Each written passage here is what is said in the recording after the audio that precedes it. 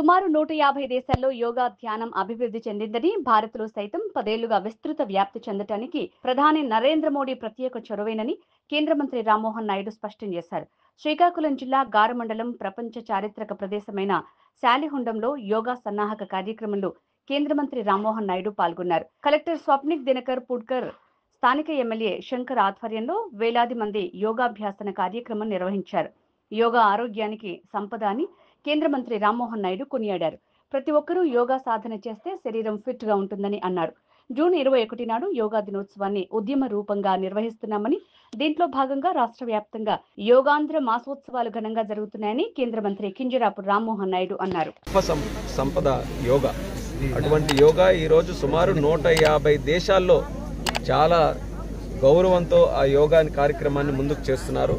మరి అలాగే మన భారతీయులు కూడా మన సంస్కృతిని గౌరవించుకుంటూ మన భవిష్యత్తు కోసం మానసికంగా శారీరకంగా భారతీయులు అందరూ కూడా ఫిట్గా ఉండాలనే ఆలోచనతో యోగాని ప్రతి ఒక్కరు కూడా అభ్యసించాలి.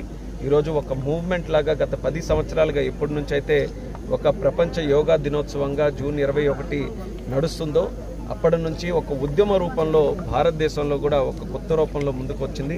దానికి ముఖ్యంగా మనం ధన్యవాదాలు తెలియజేయాల్సింది మన దేశ ప్రధానమంత్రి నరేంద్ర మోదీ గారు. ఆయన ఆధ్వర్యంలోనే ఈరోజు భారతదేశం ఒక బలమైనటువంటి దేశంగా గత 10 సంవత్సరాలుగా ముందుకు నడిచింది. మొన్న కూడా చూశారు, ఉగ్రవాదులు కూడా మన భారతదేశం మీద దాడి చేస్తే దాని ప్రతిఫలం ఏ రకంగా ఉంటుందనేది మన ఆపరేషన్ సింధూర్ ద్వారా ఒక విజయవంతమైనటువంటి ఆపరేషన్తో మనం ప్రపంచానికి, అలాగే ఉగ్రవాదాన్ని ప్రోత్సహిస్తున్నటువంటి దేశాలకు కూడా మనం తెలియజేశాం. అలాగే మరొక పక్కన శాంతిని కూడా ప్రమోట్ చేసేటటువంటి దేశం మన భారతదేశం. యోగాని ప్రమోట్ చేసే దేశం, ఆరోగ్యాన్ని ప్రమోట్ చేసే దేశం. అటువంటి యొక్క యోగా మనమందరం కూడా ప్రతి ఒక్కరూ ప్రతిరోజు కూడా దీన్ని ప్రాక్టీస్ చేసే విధంగా అందరూ కూడా చేయాలి. అదే ఈ యోగాంధ్ర కార్యక్రమం తాలూకా ముఖ్య ఉద్దేశం కూడా ఎప్పటికప్పుడు ఈ యొక్క కార్యక్రమాలు చేసుకుంటూ జూన్ 21వ తేదీన ప్రధానమంత్రి గారు మన విశాఖపట్నం నగరానికి వచ్చి ప్రపంచం మొత్తం కూడా చూసే విధంగా రికార్డు స్థాయిలో 5 లక్షల మంది పార్టిసిపేషన్తో ఆ రోజు యోగాంధ్ర కార్యక్రమం కూడా మన విశాఖపట్నం నగరంలో చేస్తున్నాం. మరి ఎప్పటికప్పుడు చంద్రబాబు నాయుడు గారు కూడా ఆ యొక్క కార్యక్రమాలని పరిశీలిస్తూ చాలా గ్రాండ్గా చేయాలని ఆ కార్యక్రమం కూడా నడుస్తుంది. దానికి ముందుగా ఇలాంటి యోగాంధ్ర కార్యక్రమాలు ప్రతి జిల్లాలో మంచి మంచి ప్రదేశాల్లో ఈరోజు పెట్టుకొని ప్రమోట్. మెడని తలని నేలపైన పెడుతూ నడుమును వీలున్నంత వరకు పైకెత్తండి. మీ శరీరంలో వెన్నెముకకి ఎటువంటి ప్రాబ్లం ఉన్నా ఈ ఆసనంతో అది సరిచేస్తుంది. నడుము నొప్పిని చాలా చక్కగా తగ్గించే ఆసన సేతుబంధాసన. ఒక వంతెన మాదిరిగా మన దేహాన్ని తీసుకురావాలి. నెమ్మదిగా శ్వాసని విడిచిపెడుతూ నెమ్మదిగా తీసుకోవాలి. ఉత్తాన మండూకాసన. మన ఊపిరితిత్తుల్ని బాగా ఎక్స్పెండ్ చేయండి. శ్వాస నాళాలు నెమ్మదిగా శాసన స్థితిలో శ్వాసని తీసుకోండి. శ్వాసని నిదానంగా విడిచిపెట్టండి. నెమ్మదిగా 2 చేతుల్ని పైకి తీసుకుంటూ చేతుల్ని నెమ్మదిగా సైడ్స్ నుంచి కిందకి దించాలి. నెమ్మదిగా వదిలేయండి.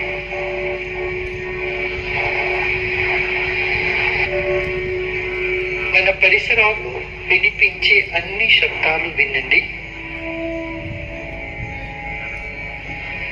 రావాలి. ఆసన స్థితిలో 1 నుంచి 5 శ్వాసలు నిదానంగా తీసుకుంటారు. ఆ శ్వాసని నెమ్మదిగా విడిచిపెడతారు. నెమ్మదిగా శ్వాసని తీసుకుంటారు. నెమ్మదిగా శ్వాసని విడిచిపెడతారు. మానసిక ఒత్తిడిని తగ్గిస్తుంది. ముఖావయవాలకి రక్త ప్రసరణని అందిస్తుంది ఈ సశింకాసన. ఆసన స్థితిలో 1 నుంచి 5 శ్వాసలు నెమ్మదిగా తీసుకుంటారు. శ్వాసని నిదానంగా విడిచిపెడతారు.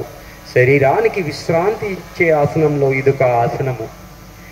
నెమ్మదిగా శ్వాసని తీసుకుంటూ 2 చేతుల్ని పైకి తీసుకుంటూ వజ్రాసన స్థితిలోకి మరలా దేహాన్ని తీసుకువస్తారు.